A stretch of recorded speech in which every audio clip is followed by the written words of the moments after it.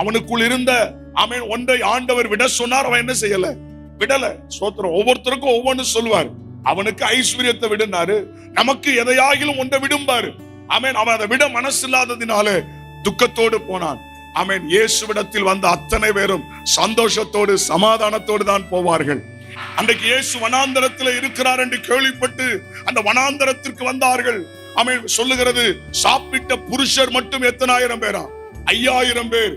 கிட்டத்தட்ட வேத பண்டிதர்கள் சொல்லுகிறார்கள், சுமார் 20,000 மக்களை வனாந்தரத்தில் அவரால் திருப்திப்படுத்த முடியுமானால், இந்த ஆலயத்திலும் ஆன்லைன்லையும் வருகிற அத்தனை பேர் வாழ்க்கையிலும் ஒரு அற்புதத்தை செய்து அவர்களை திருப்திப்படுத்த நம்முடைய தேவன் வல்லமை உள்ளவராக இருக்கிறார். இங்க இருக்கிற ஒரு சிறு பிள்ளையை கூட அவரால் திருப்திப்படுத்த முடியும்.